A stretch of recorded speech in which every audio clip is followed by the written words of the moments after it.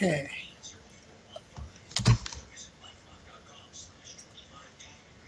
All right. Well, I'm going to go ahead and get started with the introductions so we can get started. It's 2:45. And I just want to welcome everyone. Good afternoon to the AI session. I'm going to go over the introductions and then we'll get started. First, we have Powers. Is a national CS advocate for computer science education for all students. As a Cornell Tech K-12 computer science and computational thinking coach for New York City schools, she works with teachers in New York City schools to develop their content knowledge, pedagogy, and confidence to bring both rigor and joyful computing education to urban schools. As a member of the AI Standards Committee, she is working with a team of experts to develop guidelines for teaching AI to students in grades K through 12. Vicki Sic Sedgwick is a computer science teacher at Laurence School in Glen Valley, California, and presently serves on the board of directors of CSTA. She is the K-12 grade band lead for the AI for K-12 initiative. Jared Amalong is the information and communication technology coordinator for the Sacramento County Office of Education in Sacramento, California, and adjunct faculty at Sierra College. He holds a MS degree in educational instructional technology and is a Google certified innovator. He serves as the 9 through 12th grade band lead for the AI for K-12 initiative. And also David Touretzky is a research professor of computer science at Carnegie Mellon University in Pittsburgh, Pennsylvania, and the creator of the Calypso intelligent robot programming framework. He has 40 years of experience as an artificial intelligence researcher and educator. Dr. Touretzky was named a distinguished scientist by the Association for Computing Machinery and is a senior member of the Association for the Advancement of Artificial Intelligence. He is also the founder and chair of the AI for K-12 initiative, which is developing national guidelines for teaching AI in K-12. So please welcome our panelists and enjoy this session. Thank you, Teresa. Okay, so this session is about why should AI be part of Georgia's CS courses. I've posted a link in the chat to a PDF of the slides. And here's a quick outline. I'm going to talk about the AI for K-12 initiative. And then we have 4 teachers with expertise in these different grade bands. And they're going to talk specifically about teaching AI in these grade bands. And then we've left some time at the end for questions. So before we do that, we had a poll that we wanted to run just to find out for those of you in the audience, what grades do you teach? So if you could go to this URL, maybe just open it up in another tab and answer the question, what grades do you teach? We'll take a look at the results in a minute or so. Okay, so why teach AI in K-12 CS courses? Well, one reason is that AI is a branch of computer science. So if we want to give people an understanding of CS, that should include AI. A more compelling reason is that AI technologies are having a profound impact on society. Kids today are growing up with Alexa. So by the time they get to kindergarten, they've spent a couple of years talking with Alexa. I'm getting some background noise. Can people mute their microphones, please, if they're not currently talking? Thank you. Teresa, that might be from you. Self-driving cars, things like Netflix recommender systems, all these things are AI powered. So AI is in all of our lives, and we want people to understand what's driving this. And then preparation for future careers is another important consideration. Some people will have jobs creating AI or robotic technologies. Many more people will have jobs where they work alongside AI agents or are working with autonomous robots in their workplaces. We asked the teachers in the AI for K-12 working group their primary reason for wanting students to learn about AI. And here you see a summary of their responses. Things like personal agency, joy, and fulfillment were very important. Citizenship and civic engagement, and also the desire to develop competencies and literacies in their students. So how do we teach AI in K-12? Well, the AI for K-12 initiative was developed to figure that out. It's a joint project of AAAI, the Association for the Advancement of Artificial Intelligence, and CSTA. We have funding from the National Science Foundation and also some support from the Carnegie Mellon School of Computer Science. Our mission is to do three things. We're developing national guidelines for teaching AI in K-12, modeled after the CSTA standards for computing education. So for each of 4 grade bands, we're asking what should students know about AI and what should they be able to do. We're also developing a curated resource directory, and you can see that now on our website, aifork12.org. We're looking for age-appropriate videos, curriculum materials, demos, free software, anything that can help K-12 teachers teach AI to their students. And finally, we're fostering a community of educators, researchers, and resource developers who are focusing on AI for K-12. So there's lots of work on AI education at the undergraduate or graduate levels, but people are just now beginning to think about AI for K-12. One of the first things we did was come up with a list of 5 big ideas in AI. And this was modeled after the CSTA computing standards, where they have 5 big ideas in computing. We listed the 5 big ideas in AI. We have a poster that explains the 5 big ideas, which you can download from our website. And I'm just going to briefly go through what these 5 big ideas are. So the first big idea is perception, that computers perceive the world using sensors. And this includes things like computer vision and also speech recognition. So in the photo, you see how a self-driving car might use computer vision to understand the world. It's detecting pedestrians in the green boxes, it's detecting vehicles, and it's also detecting traffic lights and looking to see that, in this case, there's a red light in the intersection. The second big idea is representation and reasoning, that intelligent agents maintain representations of the world and use them for reasoning. And when we say representations, those are data structures. So these are familiar concepts in computing. And when we talk about reasoning, those are algorithms. And the example you see here is Google's DeepMind AlphaGo, which beat the world champion Go player Lee Sedol in a series of matches a few years ago. Big idea number 3 is learning, that computers can learn from data. And so machine learning is a hot topic right now. Some people mistakenly think that AI is machine learning. That's not quite true, but machine learning is an important part of AI.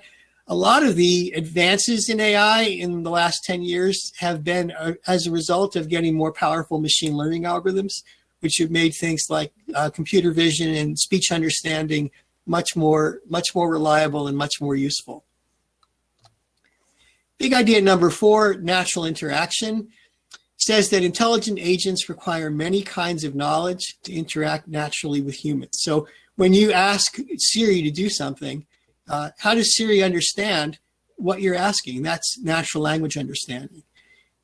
Natural interaction covers many different topics. Another one is affective computing. So understanding humans' emotional states, things like reading their facial expressions, their gestures, tone of voice. There are all these subtle cues that people give off that people are very good at detecting. Getting computers to understand these cues and respond appropriately is a challenging problem. And big idea number 5 is societal impact, the idea that AI can impact society in both positive and negative ways. We want to give kids a balanced view. It shouldn't all be Terminator, doom and gloom kinds of things. There are very good things that come from AI as well.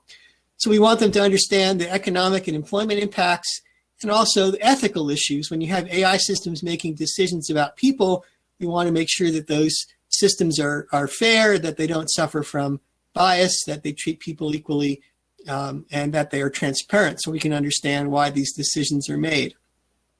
I really love this picture in the top right corner of the self-driving car. The girl in the passenger seat is looking at her cell phone. The kid in the back is staring at the ceiling. The only one watching the road is the dog, and he can't drive. So this is an AI and culture question. Will you send your kids off in a self-driving car? Will you trust a self-driving car that way? Today, probably no, but in 10 years, maybe you will.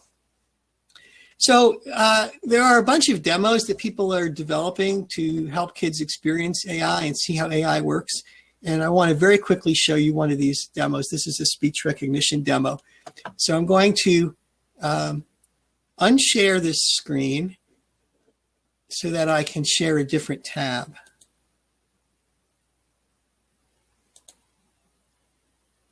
Okay, so I'm going to share this speech demo tab.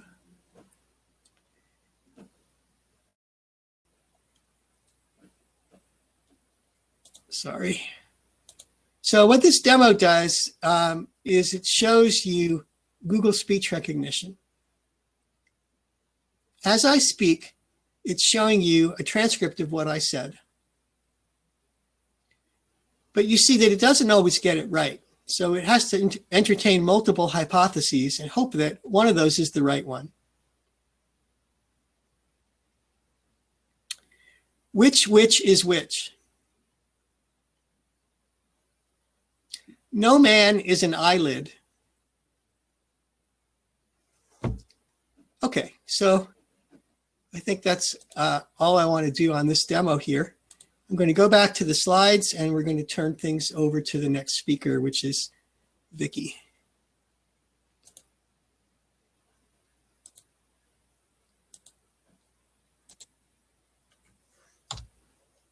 Oh, he had another poll. So Jared was the one running the polls and I don't see, no, Jared is here. Jared, can we look at the first poll result?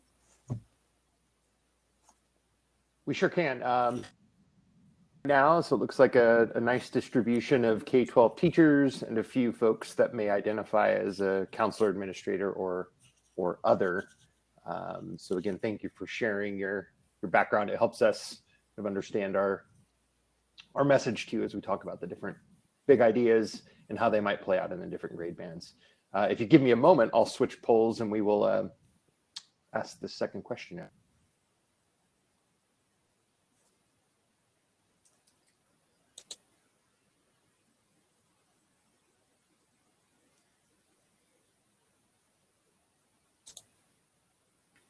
Right. So our second question is if you're currently teaching AI, and if not, what's stopping you?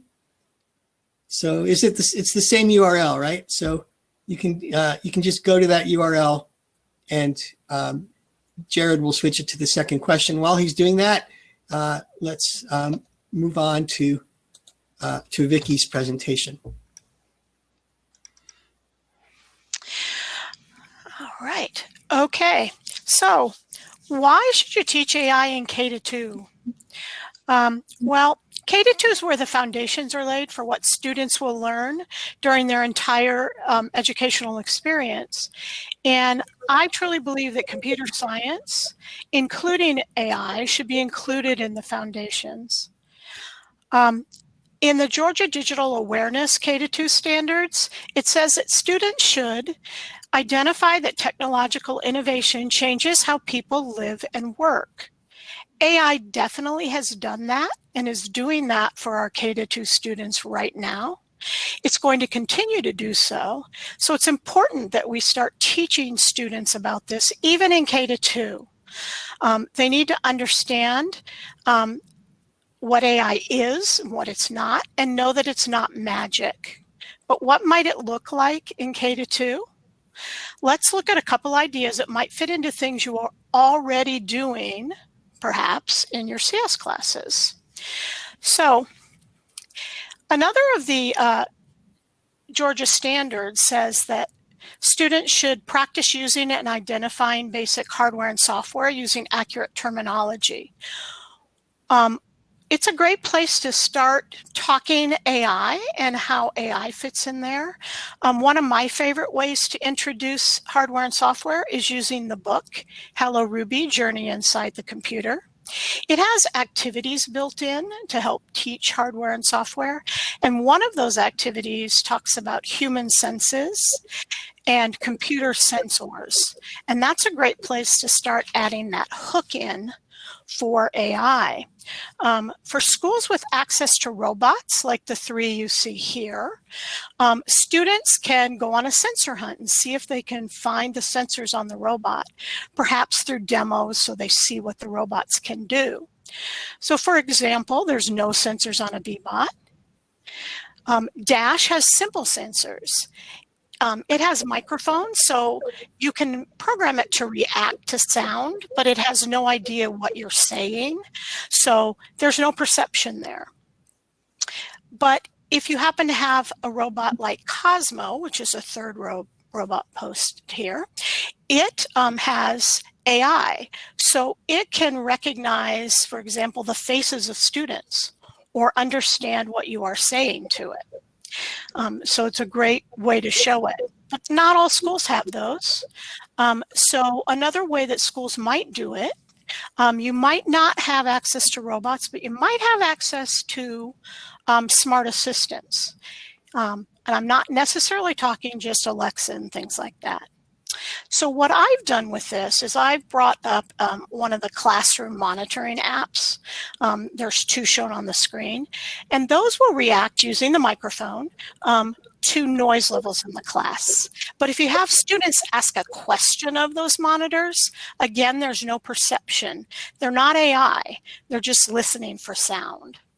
But if I pulled out my phone, or if I happen to have a smart assistant in the classroom, or even if I used voice on a Google search, I can get a question answered. So then that's a way of showing students the difference between a simple sensor and an AI sensor. By the way, if you like the Hello Ruby books, keep your eye open for the 4th one. It is on AI and machine learning. It's already available in some countries, but not here in the US yet. Next slide. So data is another area that is a good place to hook AI in. There's a Georgia CS Reflective Researcher Standard, collect and organize data. Often standards get ignored in CS classes, but we may be collecting data also in science classes, or in this case, maybe health classes. So whatever data that students are already collecting, we can use and talk about in an AI sense.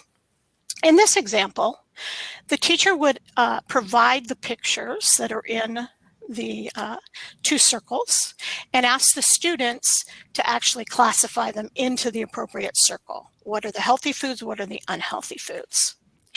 So once they're classified, the teacher could tell students that computers can actually learn from data like this.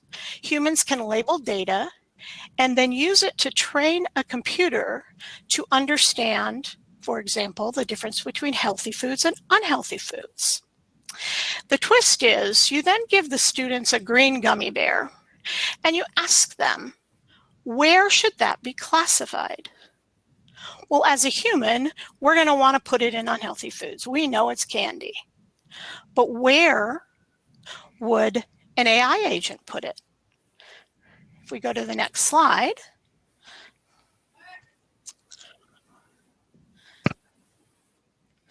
So as a teacher, you can train a model with those exact same images using Teachable Machine, and then show it that gummy bear image. And you will see that the computer is 100% sure that is a healthy food.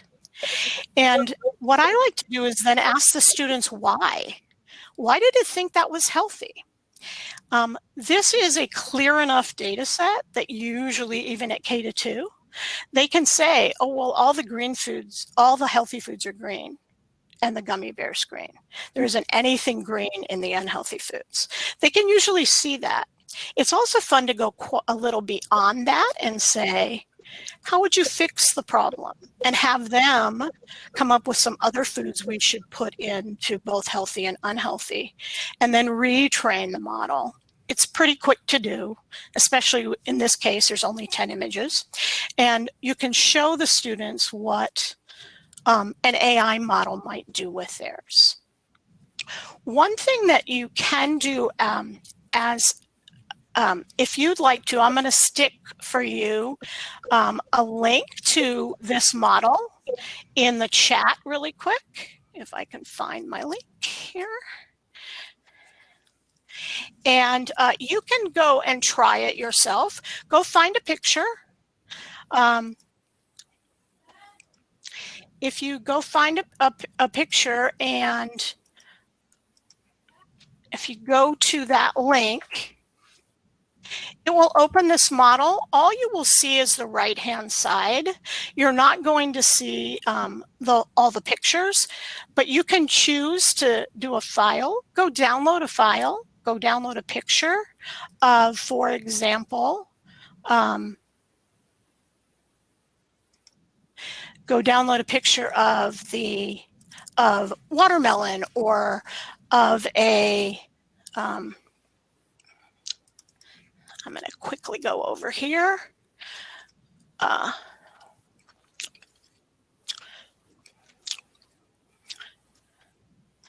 Of watermelon or something along that line, and try it and see what it does. If I'm in this and I choose an image, so I already have some downloaded. So if I did watermelon, for example, I can scroll down and see it's not sure where watermelon applies.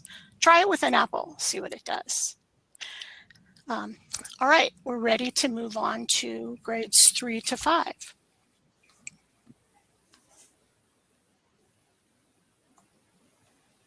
So Kelly, Kelly, you're up. You may need to unmute your mic. Thank you, Dave. So I am Kelly Powers. I am the grade band lead for grades 3 to 5. I have all of us have these amazing team members helping to participate in the K-12 panel to inform guidelines. So to add on to what Vicki has already said about why teach AI, what I love about grades 3 to 5, it's an age where students are extremely curious about the world that they live in. We can encourage them to tinker with new technologies and learn about existing technologies to help prepare them not only participate, but also communicate and create in their own digital world. I agree that leveraging computer science, just like Vicki, is an awesome place to fit in lessons for AI. It's a natural fit. So students have had plenty of exposure from Siri and Alexa. They've seen family members interact with their phone to ask questions. And now they're starting to ask Alexa some homework questions. We hear that repeatedly. So engaging students with AI tools and concepts will provide them the foundational knowledge and equip them with questions about how does AI work.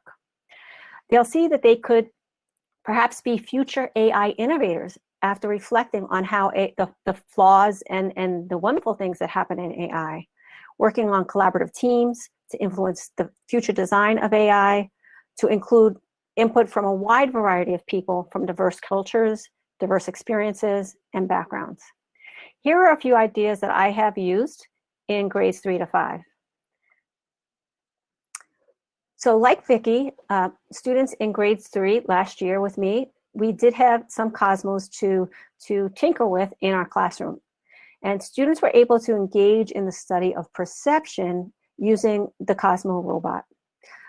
So Cosmo, we've really focused in on Cosmo's ability to recognize faces.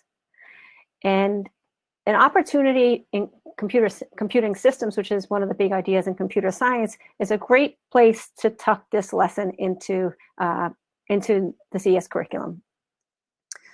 So students learn about input from devices, as Vicki had said, starting from an early age. If they have exposure or they have the resources to have devices in their classroom, they get a sense of what input is, output is, how computers work. And again, this is an ideal unit to plug in activities using AI sensing or AI perception, I should say.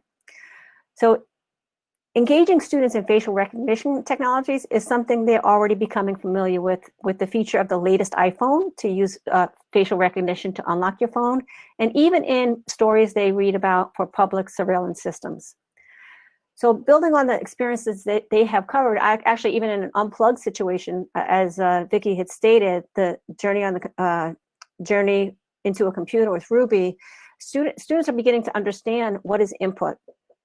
And they now have the opportunity to learn how AI perception can recognize both objects and faces. So in my class, students engaged with the Cosmo app on the tablet to program Cosmo to learn their face. And through this exploration, students were able to learn some of the limitations of Cosmo's facial recognition capabilities by doing things like altering the lighting that they were standing in when Cosmo was studying their face. Some of them had glasses on versus glasses off, and Cosmo's ability to recognize them was not always a high percentage. So these experiences where we're getting kids to use these technologies are so invaluable. And again, remembering to empower them, perhaps how will they improve it when they become a future innovator? So reestablishing the conversation of how students perceive even how each student perceives an image, how each student perceives an object is a nice way to describe perception, connecting it to what they do as a young community to perceive objects and faces in their world. Features including shapes for them, sizes, and color of objects will influence how they describe an object. Next slide. So in addition to perception, one of my favorite big ideas in AI is machine learning. And why I like it so much is the resources for kids in grades 3, actually K to 8, are really fabulous. So again, while covering lessons in computer science big ideas in computing systems, you can also tuck these lessons into your algorithm and programming unit. In this case, students will have an opportunity to create their own machine learning module. So kids can relate to Netflix, how Netflix makes recommendations to them based on their home viewing history. On this slide, you see an example of Scratch code. Scratch is a common tool used in CS to teach programming and algorithms. This program uses conditionals to evaluate your mood. The program checks that the user's what the user types in and responds, you are happy, or you are calm. I gotta go back to my notes. And if you receive a negative comment, the ballerina switches to an angry ballerina as well. So basically, this is just a simple program. There is no AI in here. Student codes this program to respond to user input, and based on the conditions, puts out a response. Now, the basis of this program was the mood meter, which is heavily taught in schools across the country, getting kids to reflect on their mood and report out how they're feeling that day, that afternoon, or after a particular class. So using the tool called Machine Learning for Kids, kids can create their own model. They can modify it, train it, and then create a program in Scratch, an AI program in Scratch, so that they can see the impact, the success of their model, and discuss the results. So please go on to the next slide. So I'm just going to take you through a few of the steps that kids would go through in using this tool called Machine Learning for Kids. Machine learning for kids, as you know, is all around us. We see it in spam filters, recommendation engines, language translation services, digital assistants. And to engage students in understanding how does this really work, we define tasks in AI that students should be able to learn and do. So we expect students in 3 to 5 to be able to describe supervised learning, to create a model of demonstrating supervised learning.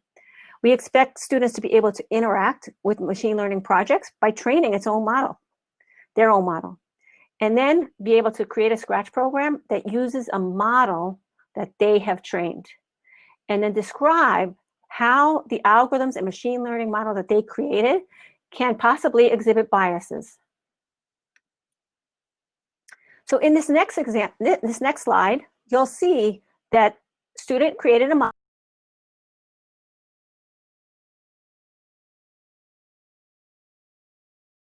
They added content to each label. What words describe them when they are in the red zone. So again, we're connecting what students already learn and know how to do. What words describe them when they're in the green zone? What about blue? What about yellow? So students can put in as many examples of words that they say when they're feeling angry, calm, peaceful, or brave. And then we can take this model and train it. Next slide.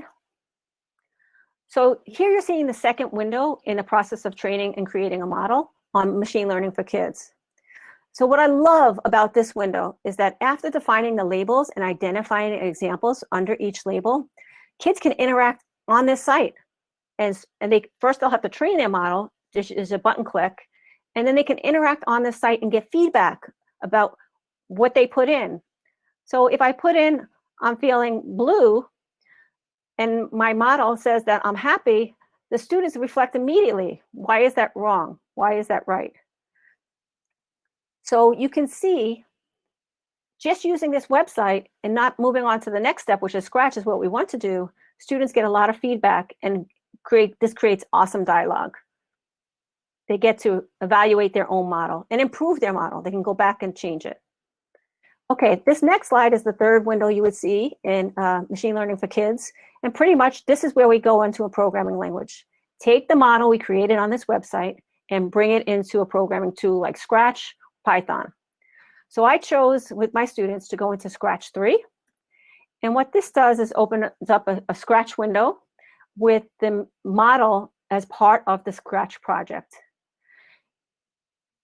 What students did is they took their old code of conditionals and brought it into this project and then began to modify it using the AI blocks that were supplied by machine learning for kids.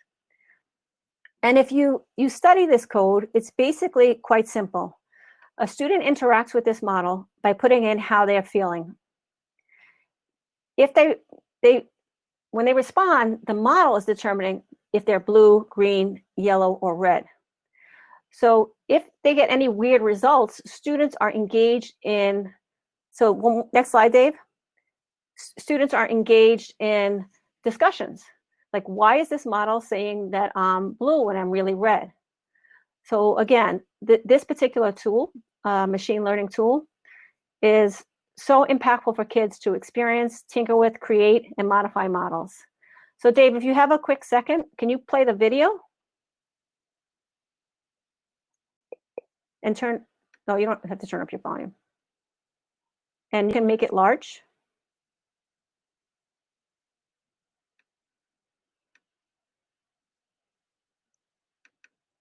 And I think you do have to turn up the volume. So here's a little screencast demonstrating machine learning for kids. So click the green flag, Dave, top left corner. How are you feeling today? Dave typed something in. I was fast, so I didn't see it. So she says she's in the blue and her costume changes. We could try one more. Well, no, actually, don't type anything, Dave. This is a screencast. All right, how are you feeling today? And now she changes her costume to in the green. So this lesson is incredibly powerful. And that's pretty much all I've got for 3.5. But don't be afraid to try to introduce these kinds of lessons into your computer science class and even in your social and emotional learning lessons as well. Thank you.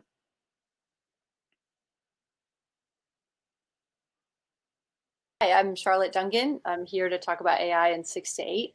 I work at the North Carolina School of Science and Math as the AI program architect.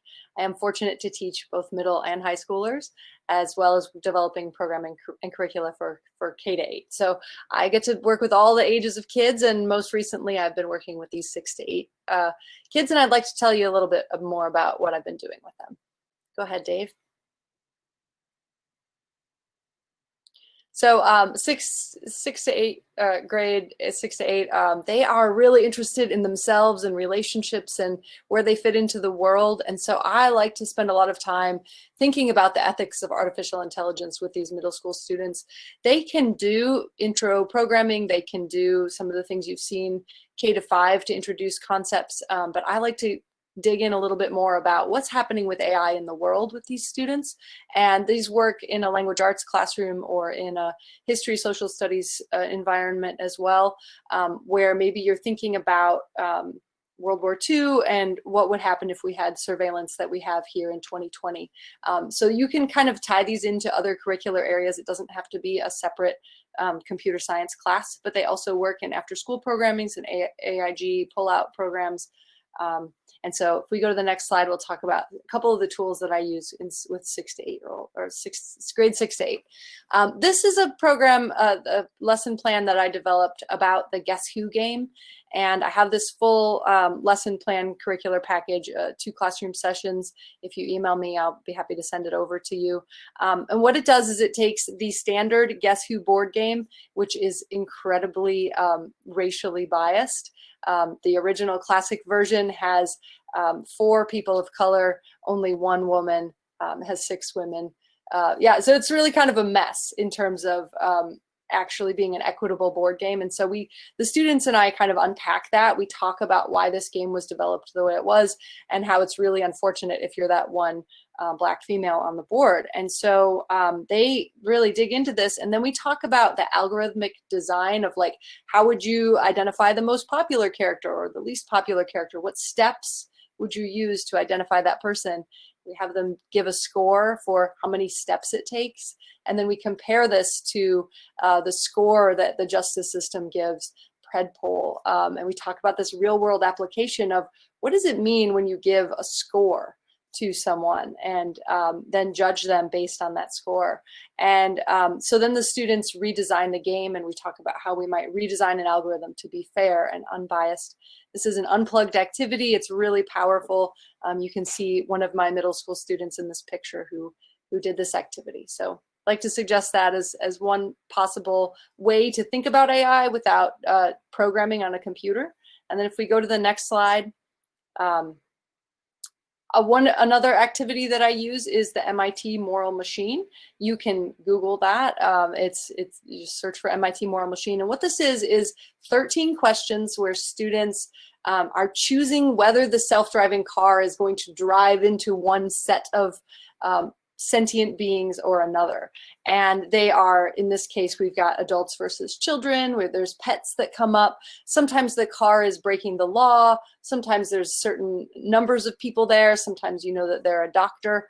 And the students reflect, that they get a score at the end, and they reflect on why they made the certain choices that they did. Like, well, I was made the car follow the law and I didn't worry about who's in the intersection. Or I always saved the pets because I love my cats.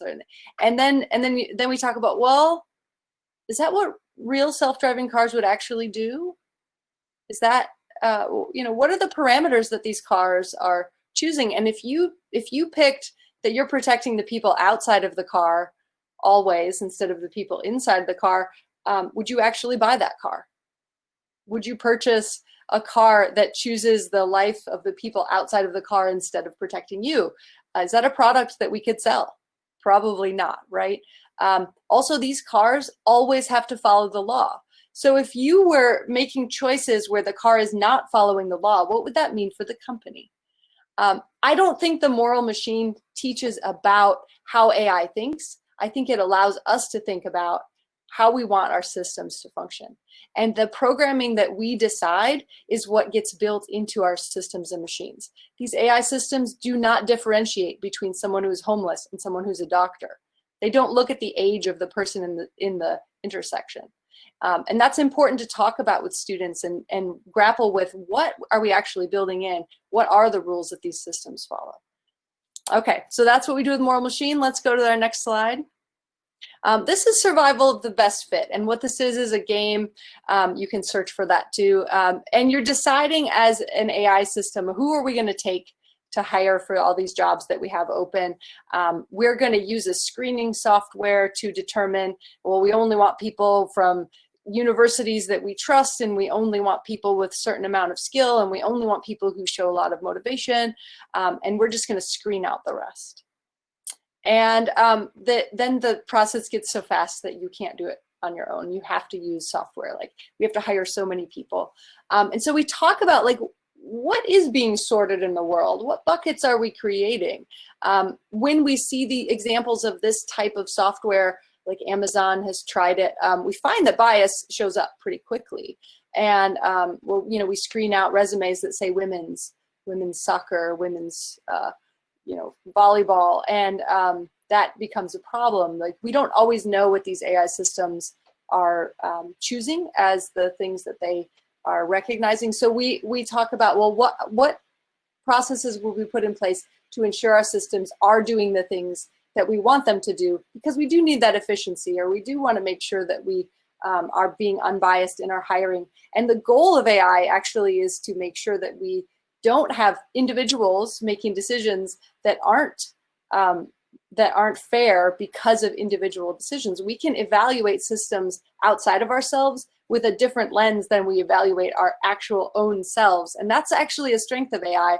So we talk about sorting, like how do we decide on insurance rates? And is it fair that if you live in a certain zip code, you pay more money than someone else who lives somewhere else? And so we talk about this generally. I use this game to introduce the concept of what is being sorted in our society today. So the next screen, we can move on to this third activity, which is from the National High School Ethics Bowl. This activity is appropriate for middle school if you take out the ethical frameworks and the competition piece, and that's how I like to use it. And what it is it introduces a scenario for students. In this case, we've got a widow living alone. She doesn't have any children nearby.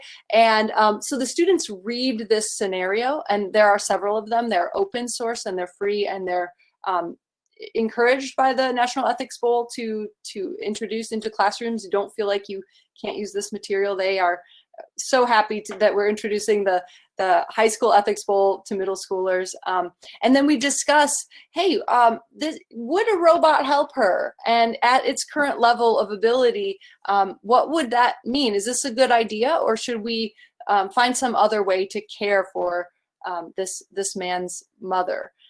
So I'd love for you to read this and think about the ethical conversations that young people can have about the issues that they see in their own communities and their own families.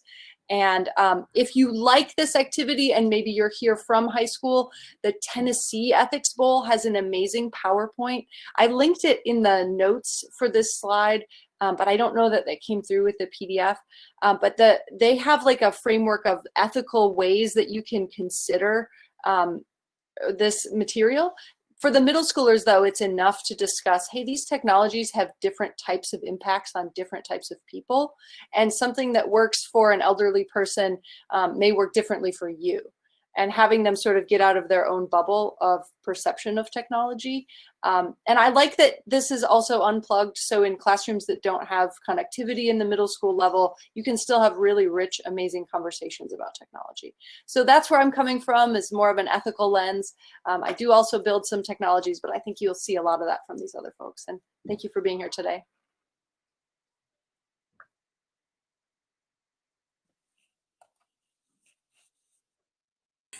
What's up?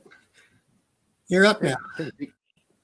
Awesome conversation so far. I did want to draw attention to our third and final poll. That's I just shared my screen, pollab.com/CSTA. This is a kind of a chat-based feature. We're curious about what are some of the challenges or barriers you've experienced or anticipate when implementing AI education in Georgia CS courses.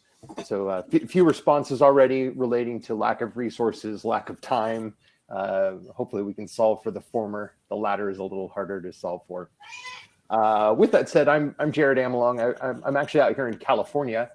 Pleasure to be chatting with you virtually in Georgia today. I work at our County Office of Education, which is a regional structure in California to provide support to our districts as they implement pathways of curriculum. So I've really enjoyed working with computer science teachers in our region. I taught computer science at the high school level for about 10 years. And one of our recent projects has really been figuring out how do we incorporate bleeding edge technology into our courses. Specifically, the conversations have really focused in on AI content. So I'm excited to share with you a little bit about the pathway work that we've explored in the AI for K-12 project, but also out here in California. I'd love to hear your thoughts and questions after we conclude today. Dave, with that said, would you mind advancing to the first slide, please? Oh, the AI pathway. So one more slide. I want to take you through the idea that in the high school space, as we're dealing with 4 grade bands, freshmen are very different than seniors, as we might know, that there may be 3 tiers of experience for students in the high school space around AI education. We've loosely named them AI users on the pathway, AI managers, and AI developers. The idea is that we are all users of AI technology, whether it's that really fantastic demo that Dave shared with us to open the presentation, or perhaps you watched Netflix last night and some wonderful recommendation appeared for your content. So at some level, we want students to look at some of the ethical considerations that Charlotte just shared, for example.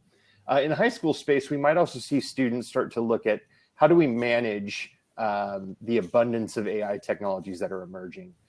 These students are typically enrolled in our CS principles and our CSA courses in California. These are students that might use libraries and APIs that will allow them to interact with some really cool tools that are used widely in industry. Very few examples currently in California or even across the country as far as I understand. But we are getting into the space now of capstone experiences, students that we might refer to as AI developers. These folks might be completing a CS pathway, completing a math pathway, higher level mathematics, and those students might be actually training AI models and working with industry tools like Microsoft's Azure platform, Google Cloud, et cetera, to implement some tools. So as I kind of progress through the next few slides, just keep in mind these 3 tiers, if you will, of where your students in high school might interact with AI education. Next slide, please, Dave. I think it would be helpful to illustrate these 3 tiers through an example, a tool that maybe perhaps you've used recently, Google's Translate, Google Translate. In 2018, Google Translate received a major overhaul in which neural networks now power Google Translate, and it's Dave's demonstration to open our presentation is a beautiful example of what happened in 2018 when Google Translate was completely overhauled. The idea is that this particular product listens, or in some cases, using your camera, can see a bit of language that it needs to process, and it makes some type of best fit assumption around that. And we could see how Google Translate could play out in those 3 tiers. Next slide, please, Dave. Thank you. So our students that would be AI users in the classroom, we might see AI integrated into a world language course, Spanish or French, or choose your world language. Students could use a product like Google Translate, compare and contrast the accuracy of that tool versus what a human translator might be able to accomplish, considering the context, sentence structure, etc. So some really fun activities that you could embed the use of an AI tool in a classroom and talk about high-level functioning of the tool, the compare-contrast activity, for example. Moving on down this pathway, if you will, to that AI manager group I discussed, there's a couple of different places where students might interact with Google Translate as a product. In our introductory CS courses in the high school space, students might still be using the Scratch programming language that Kelly showed us earlier, in which case there's an extension that allows for students to build applications, build programs that use Google Translate. It's basically a block-based API. Pretty sweet. Unofficially, if students are learning Python, for example, text-based programming language, there's an unofficial API that would allow students to engage in similar projects, utilize Google Translate's neural networks to do some type of natural language processing. And again, it could play out in a world language class as well. Both of those examples are linked in the slide deck. I think they may show up in the PDF file that Lynn's shared with us in the chat. In our capstone experiences, and again, there are a few examples of these out and around in California and I believe elsewhere. Students might actually start to work with Google Cloud as an industry tool, as a developer tool, and there's actually an opportunity to engage with Google Translate and create your own models inside of Google Cloud. So students can upload a set, a training set of words in XYZ language and translate it into another and see how the model unfolds from there. So pretty fun activities, but again, these would be students typically that have engaged in 3 or 4 years of computer science courses to get to these tools. Recognizing we're low on time, Dave, would you mind advancing the next slide? I'm going to share with you a few examples of how you might incorporate AI into your classroom right now with resources and in some cases professional learning support, because a lot of these topics are really engaging, but how might we make this happen in our classrooms in August? So next slide, please. Again, focusing on the 3 tiers, 3 levels, the pathway of AI education. There's a few places that students as users of AI could interact. I've provided links to a curriculum and professional learning program referred to as Bootstrap. Bootstrap has a modular data science program that could be woven into a math class, could be taught as a unit of instruction in an introductory CS class. A lot of places it might fit. And the idea is that students could start to explore manipulating and utilizing data sets in a data science context. So again, accelerating that math pathway. Moving from like a modular option, I've also shared a link to UCLA's Intro to Data Science course. It's taught at I want to say over 20 schools in California as a mathematics course, and it's a lovely bit of curriculum and professional learning tied to it. So another option for students to start to explore technologies, AI technologies in a data science course. The last link that I've shared with you, students that might be in an introductory computer science class called Exploring Computer Science. There's a dedicated 6-week unit of instruction. That link is located here as the 3rd link in the AI user row. There's also a professional learning workshop, a 1-day workshop in which you can learn about the curriculum and the ways in which you could deliver that to your students in your ECS class. Moving to the manager category, I share with you a couple of things. First, ISTE, the International Society of Technology Educators, I believe. ISTE is rolling out a series of project guides. There's a set for elementary educators, for secondary high school educators, and for computer science teachers. So 12 projects in all that could be quickly and easily implemented in your classroom. So those projects touch on quite a few of the guidelines that are developed in the AI for K-12 project. And a personal passion of mine in our CS Principles courses, there's a unit of instruction that could that you potentially could use as an explore or create performance task topic. Rest in peace, explore task. This particular unit of instruction was developed by a group of folks in Nebraska, University of Nebraska at Omaha included.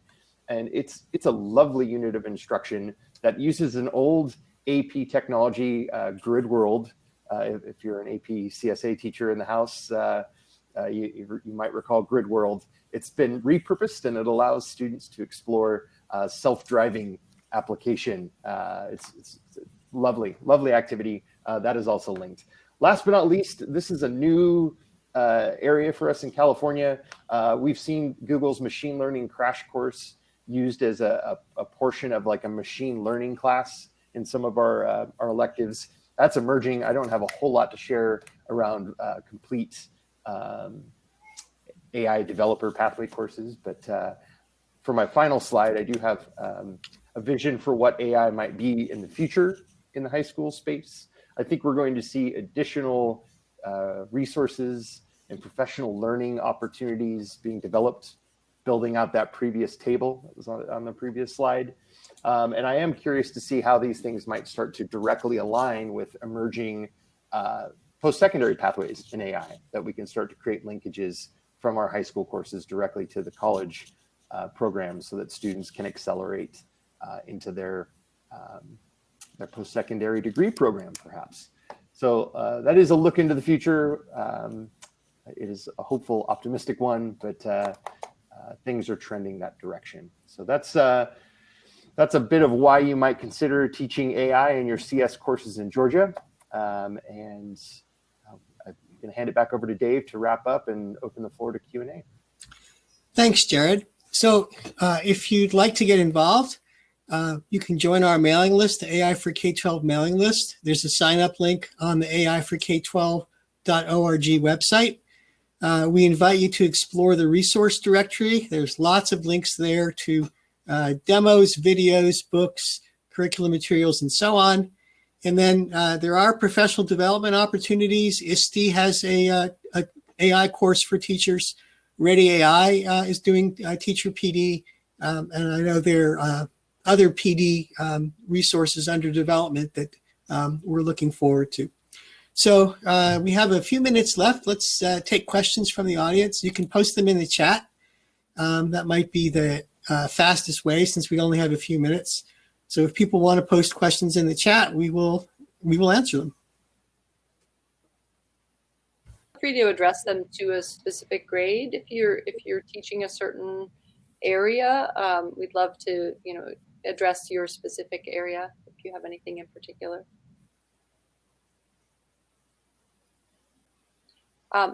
Dave, there were also some really good thoughts and feedback from the poll that Jared had that mostly were reasons why people struggled to implement AI education. And I'd love to address some of those as well. Thanks, Jared.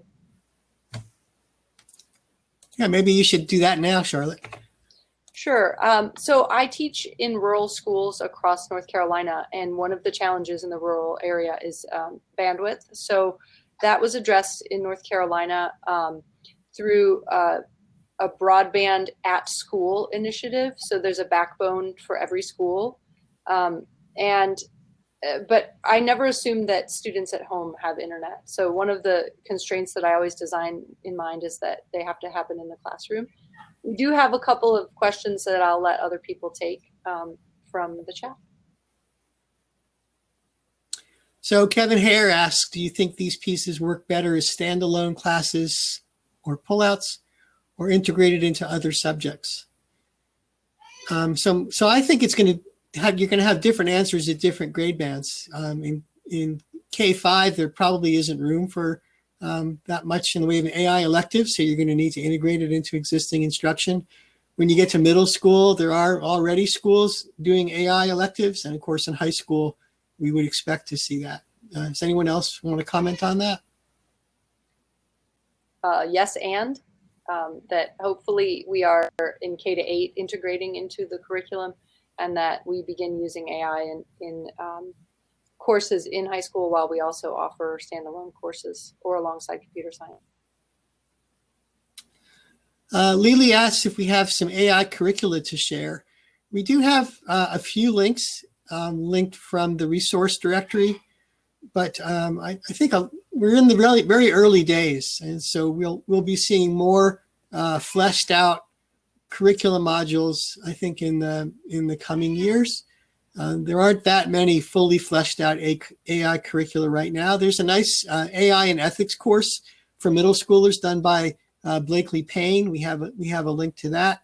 In high school, AI for All has a machine learning curriculum for high school students, and we link to that.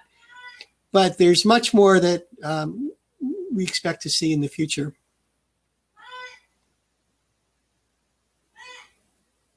Really great directory at MIT with some hands-on activities that are pretty accessible, and the Google AI, like there are all kinds of quick draw and auto draw and music implementations, and so there's really cool tools out there that you can align to what you're already doing, and that's how I see things happening right now, is just individual lessons teachers are pulling in.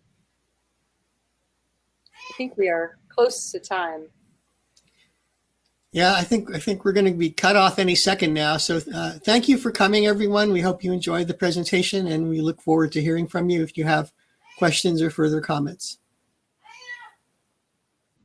And also just want to thank everyone on the panel for sharing great information, and I'm pretty sure everyone will be interested. Thank y'all.